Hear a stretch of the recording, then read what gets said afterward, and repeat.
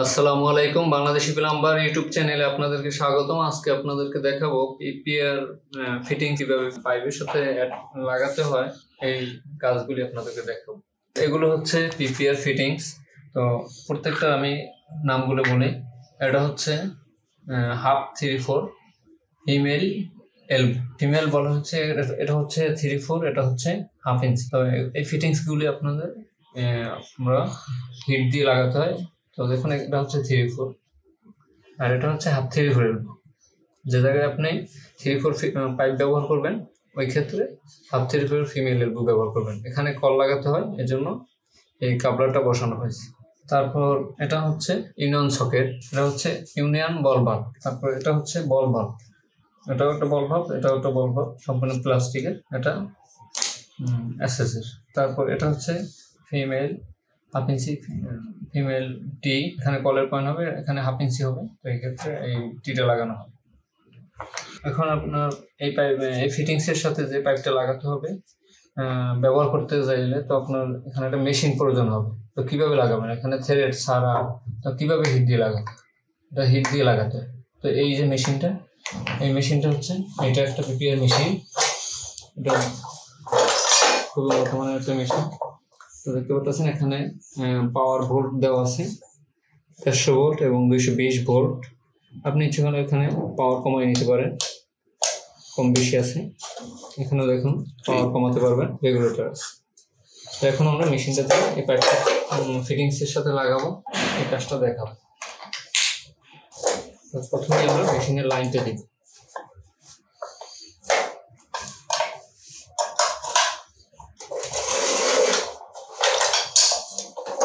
তো এখানে দেখতে পাচ্ছেন এটা হচ্ছে একটা কাটার।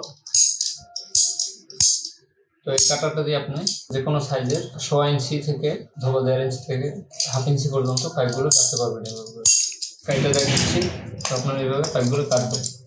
প্রথমে এভাবে টান দিবেন, তারপরে এই পাইপটাকে এভাবে ধরবেন, তারপর চাপ দিতে থাকবেন আস্তে আস্তে করে।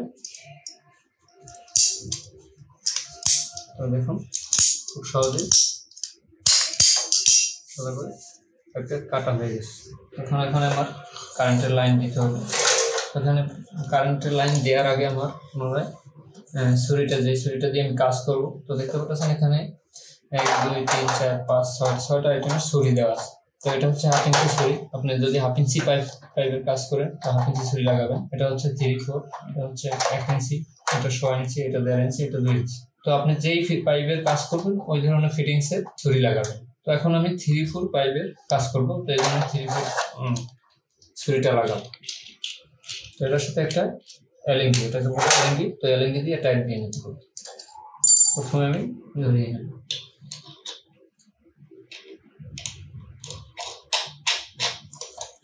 এখন আমি এলএনগি দিয়ে টাইট দিয়ে নেব।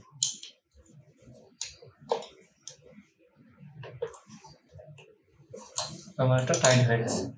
তো এখন আমরা ছুরিটা লাগিয়ে নিয়েছি, এখন আমরা লাইন দিব। সুইচটা অন করে দিলাম। তো আমাদের দ্রুত মেশিনটা হিট হওয়ার দরকার, তো আমরা দুইটা সুইচই অন করে দিই। আপনার হাত তুলে দিতে পারেন। এখন অটো বন্ধ হয়ে গেছে,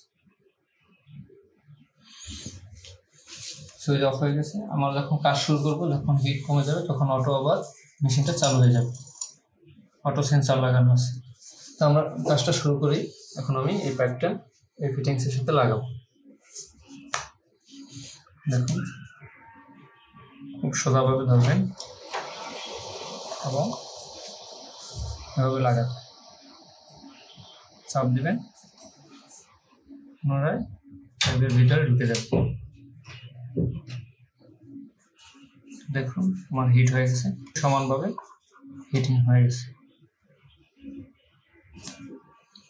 অবশ্যই খেয়াল রাখবেন, সোজা রাখতে হবে। তো দেখুন আমার খুব সুন্দরভাবে ফিটিংসটা লেগে গেছে।